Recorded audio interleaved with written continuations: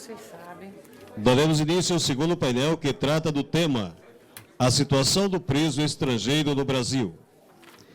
Esta mesa tem como presidente e moderador o juiz federal Alessandro de Aféria e como debatedores a juíza de direito da segunda Vara de Execuções Criminais da Comarca de São Paulo, doutora Nídia Rita Couto Sossi, e a advogada doutora Michael Mary Nolan. Com a palavra, o excelentíssimo senhor juiz federal Alessandro de Aféria. Bom, senhores, dando prosseguimento ao evento do Fonacrim, nós vamos discutir agora um pouco a respeito da situação do preso estrangeiro aqui no Brasil. Esse tema é um tema que particularmente me interessa muito e aprendi a ter o interesse pelo tema devido à minha experiência como juiz federal na subseção judiciária de Guarulhos, onde eu atuei por 7 anos.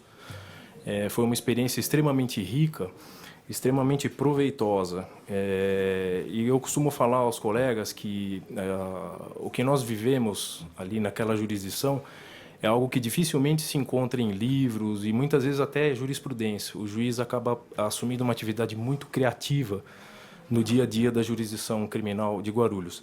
E um dos pontos que leva a isso é justamente a presença de pessoas presas das mais diversas nacionalidades. Pessoas que vêm de outros locais e do outro lado do mundo.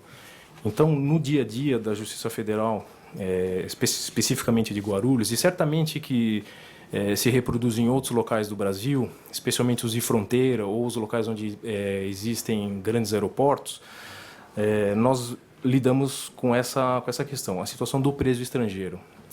Quem é esse preso estrangeiro? Quais são os direitos? Quais são as questões, as peculiaridades que devem ser observadas para que eles recebam o devido processo legal, para que eles sejam julgados com celeridade, com toda a eficiência que o Poder Judiciário deve ter.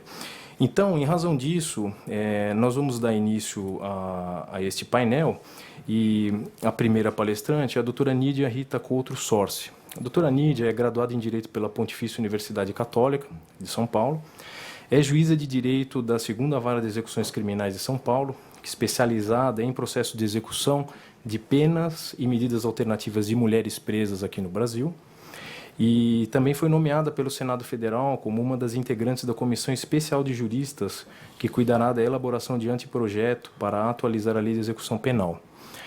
Não é preciso dizer que a população carcerária do estado de São Paulo certamente é a maior do Brasil, pelo número de pessoas, enfim, pela quantidade de fatos que aqui ocorrem. E dessa forma, creio que a experiência que a doutora Nídia vai poder compartilhar conosco aqui será extremamente rica. Então, sem mais delongas, eu passo a palavra à doutora Nídia. Primeiro, eu cumprimento a todos na pessoa do presidente da mesa, doutor Alessandro. Muito obrigada pelo convite. É um prazer estar aqui. Podemos conversar um pouquinho sobre a situação do preso estrangeiro no Brasil. Se nós falaremos dos presos estrangeiros, primeiro nós precisamos saber quem são e quantos são esses presos. Eu peço escusa aqui se já foram trazidos os números da nossa população carcerária, mas hoje, na verdade, é um dado do DPEM, né, do Departamento Penitenciário Nacional do Ministério da Justiça, de final do ano passado, dezembro de 2012, que nós já havíamos ultrapassado a casa do 500 mil de presos. Desse 500 mil, os estrangeiros somam 3.284 presos. Menos de 1% da nossa população carcerária. 3.284 presos. Em um ano, de 2011 a 2012, o aumento da nossa população carcerária nacional foi de 6,9% e a estrangeira 6,3%. Então, se nós seguirmos essa mesma proporção, hoje nós devemos estar na casa dos 3.400 e beirando o final do ano com os 3.500. Quando eu estava separando o material para a nossa conversa de hoje, eu me deparei com uma situação interessante. Eu cuido das mulheres aqui em São Paulo, então eu sou coordenadora dos presídios femininos, temos mais ou menos hoje 4.500 mulheres aqui em São Paulo. E a situação da mulher é muito próxima à do estrangeiro enquanto encarcerado. Por quê? Porque são minorias. E como toda minoria, ela demora a ser vista pelo poder público, e ela demora a ser vista pela sociedade. Por quê? Não se vê rebeliões formadas únicas e exclusivamente ou seja por mulheres ou por estrangeiros. Eles não são chefes de organizações criminosas. Se rapidamente nós pensarmos o nome de um preso estrangeiro famoso hoje no Brasil, demora-se a vir um nome à mente. Enquanto que os integrantes das facções hoje, PCC e por ali vai, vários são os nomes que todos nós conhecemos, mesmo os senhores que não tratam diretamente com eles. Eu acredito nisso. Bom, qual é o perfil do preso estrangeiro hoje no Brasil? Nós temos encarcerados 84 nacionalidades, de todos os continentes. A maior parte deles vem da América. Só bolivianos nós temos mais de 500, seguidos de peruanos e colombianos. Num total, mais ou menos, passa um pouco dos 1.500. Na sequência, África, na casa dos 1.000, e depois a Europa. Nos crimes. Hoje, o primeiro da lista, em disparada, é o tráfico de entorpecentes. E por que o tráfico? A razão é muito simples. A droga consumida no Brasil não é produzida no Brasil. A maconha, a maior parte, vem do Paraguai. Cocaína vem da Bolívia e vem da Colômbia.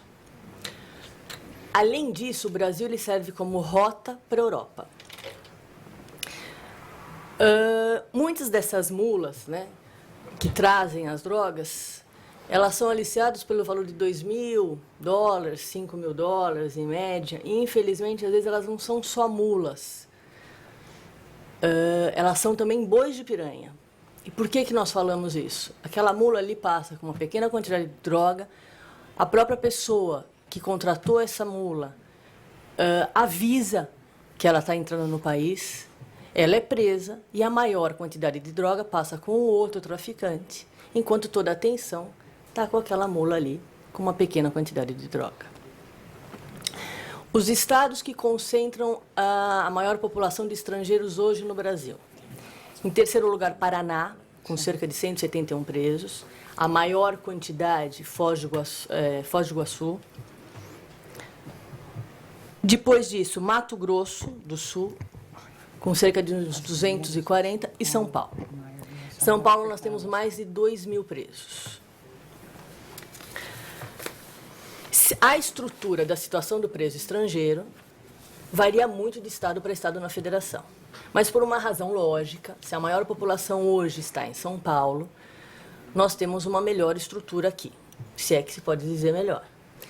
Os presos masculinos ficam em Itaí, no interior de São Paulo, uma penitenciária com 1.500, hoje, esse dado é de ontem, 1.545 presos. As mulheres ficam na capital, é um presídio afeto à corregedoria da Minha Vara, ali ao lado do onde era o Carandiru, né, o famoso Carandiru, e hoje ali existem 445 estrangeiras, de uma população total de 700 presas. A inclusão das mulheres é feita diretamente aqui na capital. Então, ainda que a presa seja recolhida ali em Guarulhos, presa em flagrante, ela vem para a capital e ela fica o tempo inteiro nessa unidade da capital. No ingresso, essas unidades, e todas essas unidades, elas comunicam os consulados, ou pelo menos devem comunicar os consulados. Por que separar os estrangeiros? Já me perguntaram isso. Mesmo na minha unidade, nós temos 4 pavilhões, e a maioria dos estrangeiros fica num pavilhão só. Primeiro, em termos de unidade, facilita a vida dos consulados, das embaixadas e dos institutos que acompanham esses presos. Porque se nós diluímos em todas as unidades, isso fica muito mais difícil. Na vida prisional deles muda muito. Depois eu vou falar um pouquinho com relação aos posicionamentos dos magistrados em relação aos benefícios da execução. Né, os principais, progressão, LC. Mas se nós imaginarmos, por exemplo, um presídio, que o juiz que atua com aqueles processos de execução não concede benefício pela situação de estrangeiro, e é um posicionamento que existe e deve ser respeitado, se nessa unidade existe um preso estrangeiro na mesma cela de um preso brasileiro que está em vias de conseguir o lapso para um benefício, apreendido ali uma droga, um celular, o que é natural que aconteça? Esse estrangeiro assume a responsabilidade, ou assumia, né, nesses presídios. Por quê? Porque se ele não vai ter benefício, ele não vai ter prejuízo. Salvo se ele estiver num semiaberto, num regime inicial, se nós imaginarmos que esse juiz não concede benefício, ele pode ser agredido. Mas num fechado, ele não vai ter prejuízo nenhum. Ele pode perder os dias remidos, mas enquanto aquele nacional ali vai perder a progressão ou até mesmo o LC. Se nós estamos falando de um presídio que concede benefícios igualmente ou com alguma restrição para o estrangeiro, isso muda um pouco.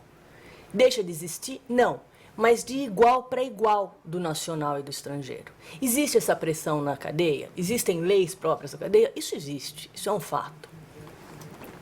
E às vezes muito mais rigorosas do que as nossas aqui de fora.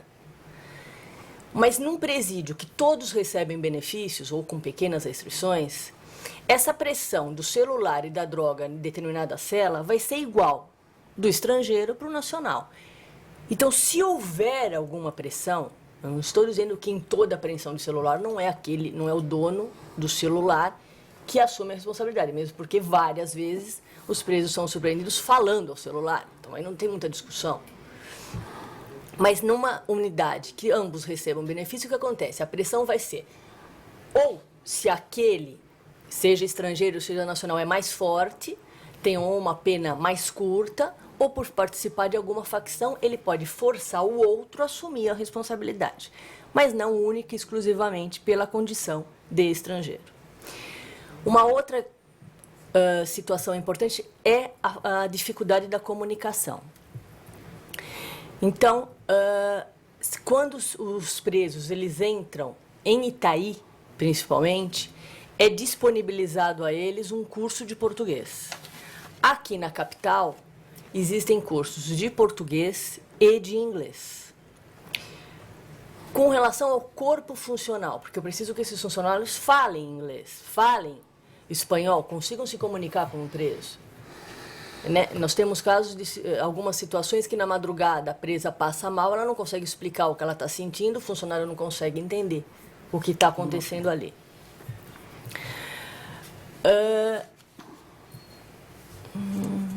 E mesmo porque também muitas presas nem falam espanhol e nem falam em inglês. Em Itaí, quando houve a transformação, porque ali era um presídio normal, em 2006 passou exclusivamente para os estrangeiros. Por todos esses motivos. A ideia da Secretaria foi concentrar ali os estrangeiros e conseguir melhorar um pouco a situação deles. E facilitar os consulados, em suma, tudo aquilo que gira em torno dos estrangeiros. Quando houve essa transformação, foi feito um convênio com uma escola de inglês local para que os funcionários aprendessem inglês para ali poderem ter o contato com os funcionários. Hoje, lá 10 funcionários falam inglês, um tem uma comunicação básica em japonês e um em espanhol. Na capital, eu tenho cerca de 10 funcionários que falam inglês. Já houve período que ninguém conseguia se comunicar ali. Eu tinha uma defensora, vi uma defensora da FUNAP na unidade e ela ficava ali. Um dos motivos que ela tinha o inglês fluente, ela conseguia se comunicar com as estrangeiras. Já houve situações que nós tentávamos nos comunicar ali para ver o que acontecia em determinadas situações pontuais. Livros.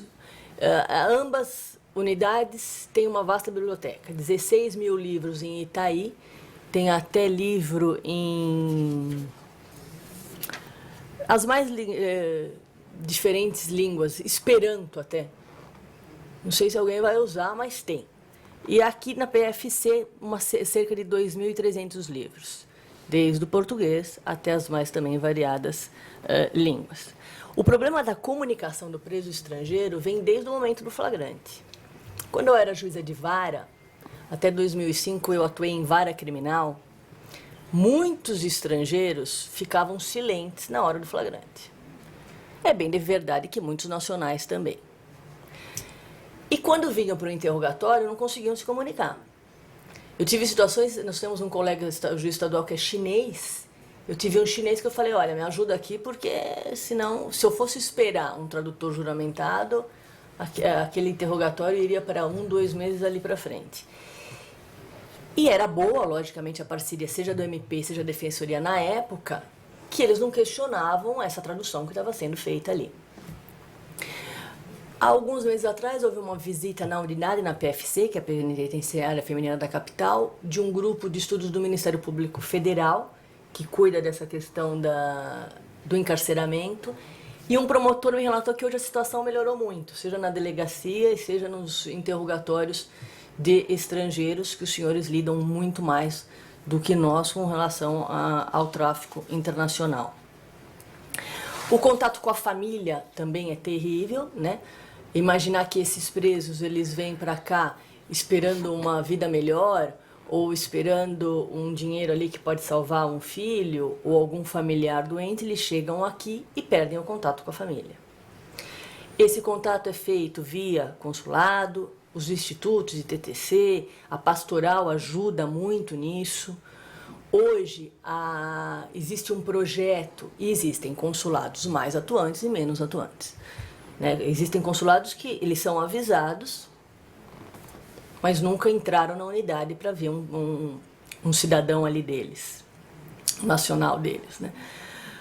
Hoje existe um projeto piloto da Secretaria de Administração Penitenciária aqui de São Paulo, com o consulado da Espanha, que se chama Diálogo Virtual, e a intenção é que as presas espanholas, os presos espanhóis, eles consigam fazer esse diálogo virtualmente com os familiares deles que estejam na Espanha. Mas isso ainda é um projeto piloto.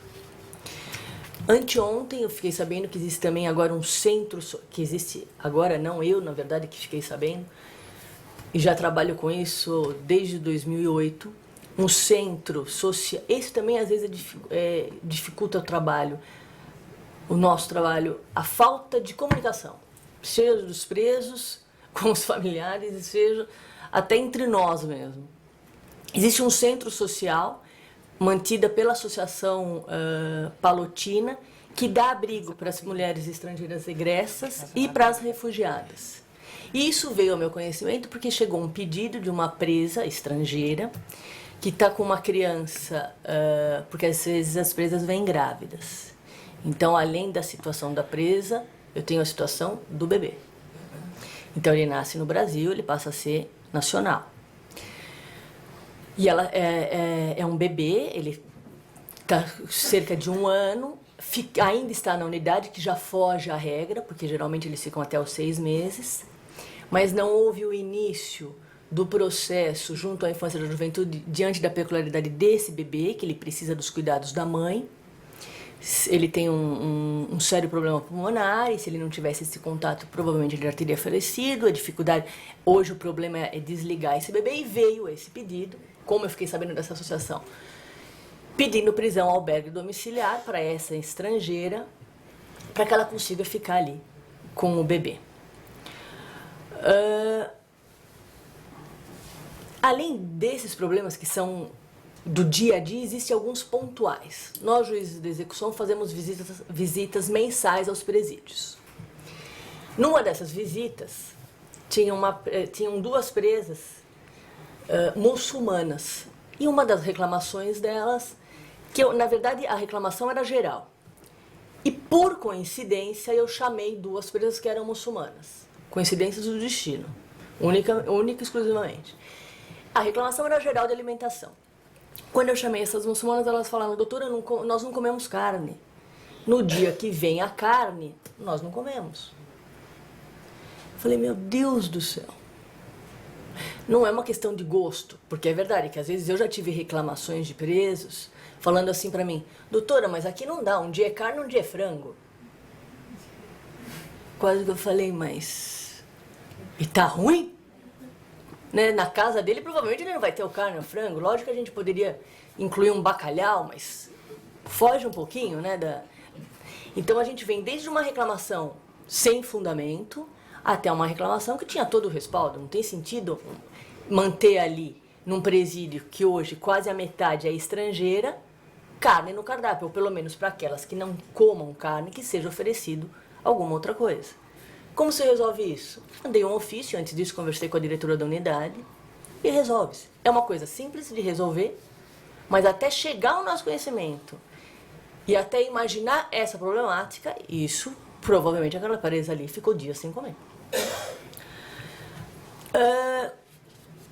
Quando eu assumi a vara, lá em 2008, eu acreditava que os presos estrangeiros, quando terminava a pena, porque a Polícia Federal me solicita que eu comunique. Então, na minha ideia de mundo ideal, esses presos ficavam recolhidos até a expulsão. Não, esses presos são liberados. Eu comunico à Polícia Federal, elas vão até a Polícia Federal e são liberados, salvo se existe a prisão administrativa. Até hoje eu tive um caso só. Agora, vamos conversar um pouquinho sobre os benefícios, sobre o processo de execução em si. Lá atrás, eu havia comentado de alguns posicionamentos de colegas. Então, hoje prevalecem 3 principais posicionamentos. Aqueles juízes que não dão benefício, única e exclusivamente pela situação de estrangeiro. Então, o preso é estrangeiro, ele é irregular no país, ele não tem visto de permanência, ele não tem visto de trabalho. Ele não pode, então, ir para o semiaberto, nem para o aberto, nem ter LC, porque um dos requisitos de todos esses benefícios é voltar à sociedade trabalhando. Quando eu assumi a vara, era o que prevalecia na vara. Então, eu via aquele presídio inchando e os presos estrangeiros com aquela também problemática da vida deles lá dentro, porque não é só... eu fui juíza de vara, então isso eu fico muito à vontade de falar. Todo juiz criminal deveria frequentar presídio para saber para onde está mandando aquela pessoa. Não é... Há situações muito ruins, não gosto da palavra inferno, mas é próximo disso. Há situações melhores. Mas qualquer julgador, ele não pode ficar alheio e falar essa conduta é nociva, ele vai ser preso. E aqui eu estava assistindo um pouquinho da palestra do princípio da insignificância, e na justiça estadual a gente trabalha muito com isso, e eu via colegas, não, imagina, pegou uma peça de picanha, se tivesse com fome, pegaria uma bolacha, porque a picanha ela vai ter que assar. Tudo bem, respeito. Mas daí, mandar essa pessoa presa, ficar recolhida, as unidades são escolas, sim, da criminalidade? São, infelizmente. Lá na comissão da LEP, um dos pontos que eu tento bater muito é a separação do preso primário do preso reincidente. Aquele que é primário, ele tem sim uma possibilidade de ressocializar. A gente tem que acreditar nisso. E quando eu converso com os presos, eu falo, é possível a ressocialização? Sim, de quem quer se ressocializar. A gente sabe que tem um preso que vai sair, quantas vezes ele sair, quantas vezes ele vai voltar. Mas se eu coloco esse preso junto com aquele que já começa a se arrepender, já começa a ver que ele não quer voltar para lá, que ele quer a família dele, a contaminação ela fica ali cutucando aquele primário, que ele poderia estar único, exclusivamente com os primários, pena muito mais curta, e podendo voltar mais fácil à sociedade. Hoje em São Paulo nós temos unidades, Reginópolis é uma, é só roubador primário. O índice de falta grave é muito menor e a gente espera que a reincidência acabe diminuindo com o tempo. Bom, então para aqueles juízes que entendem que o estrangeiro, por ser estrangeiro, não tem benefício, eu brinco que é fácil trabalhar, né? Vem o processinho do estrangeiro, indefere, ponto final, não tem muito ali o que ficar olhando. Existe uma situação intermediária, que é o meu posicionamento, e lá, anos atrás, o STJ engatinhava ainda, e hoje é o majoritário no Supremo, que é a concessão desde que não haja o decreto de expulsão.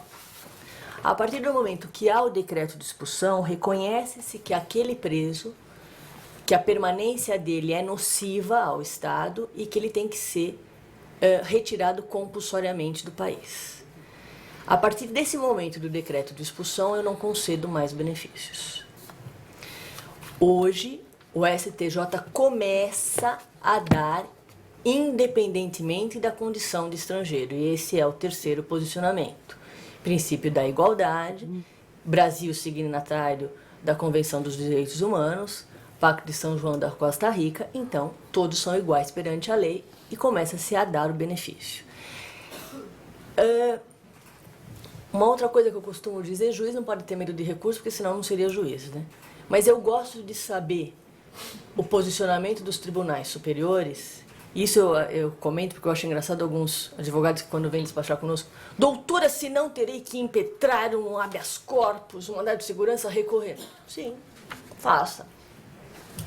Melhor, pelo menos saberão quem eu sou no tribunal, né? Senão eu fico uma desconhecida aqui em primeiro grau. E então, até perdi o que eu estava falando. Bom, concede o benefício. O que eu não gosto, e por que eu gosto de saber da situação do posicionamento do segundo grau? Eu procuro pensar um pouco na situação do preso, né? Eu não posso ficar só legalmente. Ah, isso é contra a lei, isso não está na lei. Eu convivo com os presos. Né? Todo mês eu estou lá nas minhas 6 unidades, falando com eles. Ainda que não fale, eu estou lá. Vem notícias da vida deles diariamente para mim. Eu não gosto da saída do sistema e da volta do sistema. Ah, então concede, o tribunal, o TJ revoga e volta. Aí sai de novo. Saída e vinda é muito ruim, porque ele não consegue nem se ressocializar, ele nem fica na cadeia. Ele consegue o trabalho, ele perde o trabalho. Então isso eu acho muito ruim, embora o TJ de São Paulo aqui tenha câmaras muito rigorosas. Então todo benefício que é dado é cassado. Então eu prefiro, às vezes, acompanhar o que o STJ está fazendo, desde que seja da minha convicção, obviamente, porque sempre ali com uma liminar. Hoje, se eu dou uma progressão para um estrangeiro, o TJ caça numa liminar, o STJ manda voltar aquela progressão. Os estrangeiros trabalham tal como os presos nacionais, então eles têm remissão. A aplicação do 33, parágrafo 4º da lei de drogas é feita, embora haja posicionamentos que digam o seguinte: tem que ser primário, bons antecedentes e não participar de associação criminosa. Existem muitos julgados que dizem que ninguém vem para o Brasil, principalmente no tráfico internacional, né? Sozinho, resolve, vou levar droga para o Brasil, vou vender sozinho a droga no Brasil. Ou seja, ele estaria envolvido ali numa associação criminosa e isso impossibilitaria a substituição, a diminuição da pena. A substituição por pena restritiva de direito, com a resolução do Senado, eu tenho algumas execuções que já definitivas, então enquanto o juiz da execução e lei, ainda que não lei, né, mas uma situação mais benéfica vem até mim, é concedido da mesma forma que para o nacional ou não. Então, presentes os requisitos da substituição, é concedida. Agora, se as circunstâncias daquele caso concreto, se a personalidade ou a quantidade de droga não autorizariam nem o nacional, nem o estrangeiro. A exclusão dos estrangeiros do país. Pelo Estatuto do Estrangeiro, basicamente deportação, extradição e expulsão. Deportação, como está meu tempo, Alessandro? Só para que eu falo.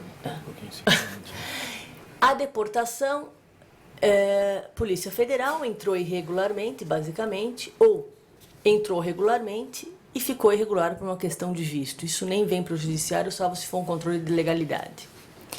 A extradição é a reclamação daquele nacional que pratica o crime no outro país e o seu país quer julgá-lo. Aqui nós só trabalhamos na esfera do Supremo na extradição passiva e a expulsão. Esse sim é mais próximo da nossa realidade.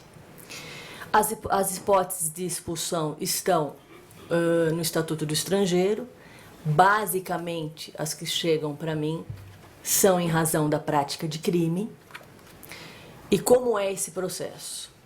Na verdade, eu não sei quando ele começa. Muitos juízes da condenação já oficiam, seja no momento da sentença condenatória, ao consulado e ao Ministério da Justiça, Antigamente não era iniciado o processo de expulsão, o inquérito de expulsão, se não houvesse o trânsito em julgado. Hoje já foram feitas algumas reuniões, até promovidas pelo CNJ, algumas delas eu participei, e já se inicia o processo de execução, o inquérito de expulsão, que tramita no Ministério da Justiça, no Departamento de Estrangeiros. Então, a divisão de medidas compulsórias, ela às vezes solicita, ela até oficia para nós, solicitando a documentação. Há um processo ali com ampla defesa, o preso é ouvido, e por final se decreta a expulsão. Antigamente, se não havia o trânsito em julgado, não começava, hoje começa, mas não há expulsão se não há o trânsito em julgado. Então, muitas das vezes, quando eu oficio para perguntar, tem o decreto de expulsão? Isso eu faço via e-mail. A Polícia Federal daqui de São Paulo tem o link junto com o Ministério da Justiça e me repassa 2, 3 dias, eu tenho essa informação no máximo. Dependendo da lei do delegado que tinha, às vezes eu tinha no próprio dia. E não tendo decreto de expulsão, então o benefício é dado. E muitas dessas informações, quando vêm para mim, falam que está aguardando o trânsito em julgado para ter o decreto de expulsão ou não. Como eu sou comunicada disso? Via ofício da portaria decretando a expulsão. E no final desse ofício vem que essa expulsão se dará ao término da pena ou liberação do Poder Judiciário. Então, eu já tive alguns pedidos, algumas ligações para que eu liberasse. Falei, olha, coloca no papel, mas eu não vejo como liberar se não terminou a pena. Então, aí vem um paralelo com outro instituto, que não está no Estatuto, com um outro instituto, perdão, que não está no Estatuto do Estrangeiro, mas através de acordos bilaterais ou multilaterais, que é a transferência do condenado. Então, se existem esses tratados, nesse momento, e desde que ele queira, porque aquela mãe lá que eu contei para os senhores que me pediu a prisão ao albergue domiciliar, eu perguntei, mas ela não quer voltar para angolana? Não, de jeito nenhum, ela prefere ficar aqui. Na Angola, o bebê dela não teria a sobrevida que teve aqui. Então, se o preso quiser ir, aí faz-se a transferência desde que haja esses tratados. Esses primeiros acordos bilaterais foram em razão dos sequestradores do Abílio Diniz. O primeiro acordo foi em 98 com o Canadá, depois veio o Chile em 99 e em 2001 Argentina. Hoje nós temos com Espanha, Reino Unido, Portugal. Então esses presos, se quiserem, eles voltam para lá e cumprem a pena lá. Em algumas discussões dessa comissão para propor as alterações da LEP, que eu faço parte, algumas discussões envolvem os presos estrangeiros e muitas, já houve algumas audiências públicas e mesmo nessa última reunião que eu fui, foi uma reunião conjunta dos juristas que compõem a comissão da LEP com os também do Código Penal, né, da alteração do Código Penal. E a ideia principal é devolver os estrangeiros para o país deles. Mas como isso? E há quem diga, devolve, independente de cumprir a pena ou não.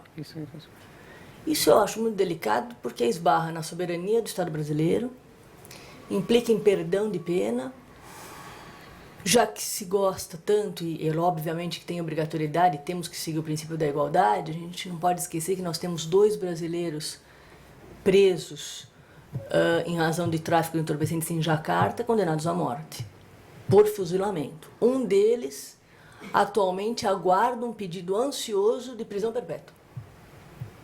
Sendo que nós temos 2 indonésios aqui no Brasil. Então, imagine, nós temos 2 brasileiros lá, condenados à morte, e os 2 daqui, não, vamos devolvê-los sem pena. Isso eu acho que não teria como, perdão. Mas quando tem a transferência, eu acho mais justo, sim.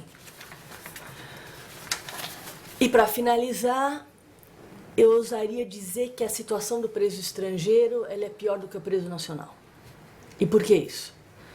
Porque ele vem para cá, ansioso por uma vida melhor lá para a família dele, ou por um filho, ou simplesmente por uma melhora financeira. Ele chega aqui, fica preso, sem contato com a família, sem saber se esse filho que estava doente morreu ou não, o que aconteceu. Isso sem se falar nas estrangeiras que vêm grávidas para cá. Já foi pior, eu acho que hoje já melhorou um pouco, mas tem muito a melhorar. E são em encontros como esses que vêm as ideias, as soluções desses problemas que são enfrentados todos os dias por nós. Muito obrigada.